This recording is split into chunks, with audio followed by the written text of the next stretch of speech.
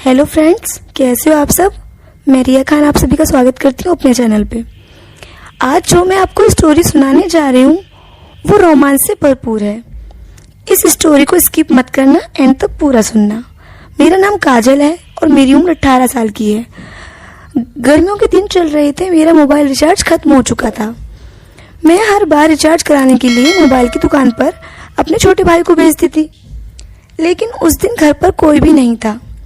मजबूरन उस दोपहर को अपना मोबाइल रिचार्ज कराने के लिए मुझे जाना पड़ा।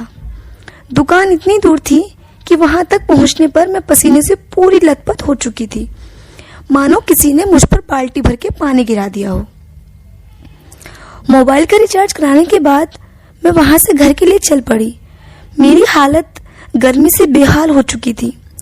आधे रास्ते पहुंचने के बाद मेरी हिम्मत नहीं हुई कि मैं एक कदम और चल सकूं। मैं भरी दोपहरी में गली के बीच खड़ी थी। आगे पीछे मुझे कोई नजर नहीं आ रहा था। मेरी राइट हैंड की तरफ एक लड़का मुझे खिड़की से झांक कर देख रहा था। मैं इतना ही देख पाई और मैं चक्कर खाकर वहीं गिर पड़ी। जब मेरी आंख खुली तो वह लड़का मुझे मेरे सामने बैठा दिखाई दिया और मुझे घूर घूर कर देख रहा था। मैं डर गई और मेरे मन में अजीबोगरीब ख्याल आने लगे। कभी इसने मेरे साथ कुछ गलत तो नहीं किया। फिर मैंने उससे पूछा, ये क्या कर रही हो, यहाँ मैं कब से हूँ। उसने कहा, मेरा नाम योगेश है और यह मेरा घर है। आप मेरे घर के बाहर चक्कर खाकर गिर गए थे और मैं आपको अपने रूम में ले आया। आप पसीने में लथपथ थी, इसलिए मैंने एसी तेज चालू कर दी। आप यहाँ 2 घंटे से हैं। इतना ही सुनते मैं वहां से घबराहट के मारे भाग आई और सीधा घर आकर रुकी। फिर रात 10 बजे मुझे किसी का मैसेज आता है और लिखा होता है, क्या आप ठीक हो। मैंने कहा, हाँ मैं ठीक हूँ, पर आप कौन।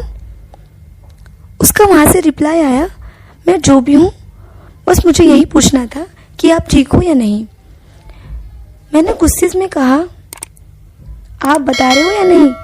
वहां से रिप्लाई आया, अगर मैं आपको बता दूंगा तो आप मुझे गालियां दोगी और मुझे ब्लॉक कर दोगी। मैंने कहा, ये तो बात की बात है, क्या होगा, आप अपना नाम बताओ। मैंने कहा, मैं योगेश बोल रहा हूँ। देखो, आप कोई भी सवाल मत करना कि आपने मेरे से पूछे बिना नंबर कैसे लिया। मैं किसी का चीज का आपको उत्तर नहीं दे पाऊंगा, प्लीज। मैंने कहा, ओके। और मैंने उसे सॉरी कहा और थैंक्स। सॉरी इसलिए कि आप पर मैं गुस्सा हुई और थैंक्स इसलिए कि आपने मेरी मदद की। आपकी जगह कोई और होता तो शायद मेरा यूज कर सकता था। फिर वहां से मेरी और योगेश की बातें शुरू हो गई और देखते ही देखते योगेश और मैं जीएफ और बॉयफ्रेंड बन गए। फिर उसके बाद योगेश ने मुझे घर पर दोपहर में आने के लिए कहा, लेकिन मुझे उस पर पूरा ट्रस्ट था। जिस बंदे के पास पहले मौका था जब उसने कुछ नहीं किया, अब तो मैं होशो हवास में हूँ। दोपहर घर पहुंचने के बाद मुझे गर्मी लग रही थी और योगेश ने मुझे नहाने के लिए कहा और खुद भी बोला, मैं भी नहाऊंगा। मैंने मना कर दिया और मैं नहाने के लिए चली गई।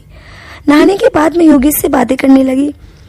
फिर उसके बाद योगेश ने मुझसे कहा कि मैं तुमसे कुछ कहना चाहता हूँ, बस तुम मेरी बात का बुरा नहीं मानना प्लीज। मैंने कहा, ठीक है, बताओ। योगेश ने कहा, उस दिन जब तुम चक्कर खाकर गिर गए थे और मैं आपको घर लाया था और लेटाया था, तो आपकी टमी की नाभि चमक रही थी, जिससे मुझे कुछ होने लगा और मैं अपने आप पर कंट्रोल नहीं कर पाया।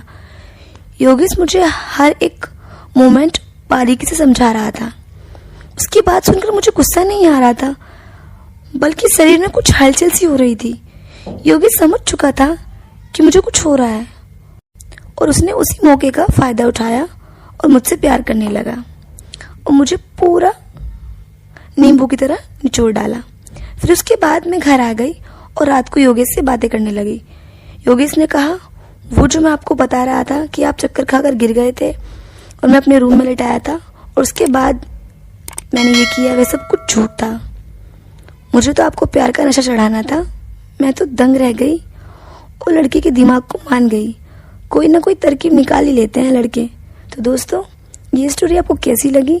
अच्छी लगी है तो लाइक कमेंट जरूर करें और मेरे चैनल रिया खान को सब्सक्राइब करना ना भूलें। मिलते हैं रोमांटिक लव स्टोरी में। जब तक के लिए बाय।